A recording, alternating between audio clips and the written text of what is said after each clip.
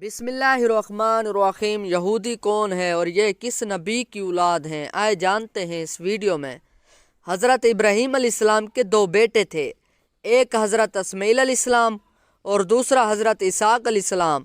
حضرت اسحاق علیہ السلام کے بھی دو بیٹے تھے، ایک حضرت یعقوب علیہ السلام اور دوسرا معین میز کے بارے میں متعین مفسرین کا کہنا ہے کہ وہ پیغمبر نہیں تھے بلکہ حضرت یعقوب علیہ السلام پیغمبر تھے۔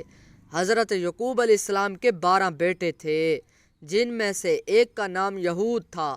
یہودی یہود کی جمع ہے، جو کہ حضرت یعقوب علیہ السلام کے بیٹے یہود سے منسب ہیں۔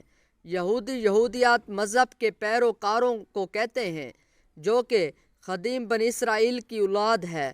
دنیا بھر میں یہودیوں کی مکمل تعداد کا اندازہ تو نہیں لگایا جا سکتا، لیکن یہ تعداد بھی تقریباً 1 کروڑ میں رہتی ہے۔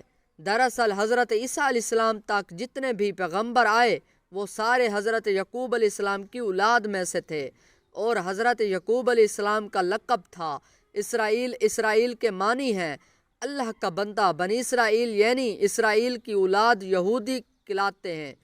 یہودی وہ بدبخت قوم ہے جسے اللہ تعالیٰ نے بے شمار نعمتوں سے نوازا تھا، لیکن یہ فرمان اللہ کی نافرمانی کر دی گئی۔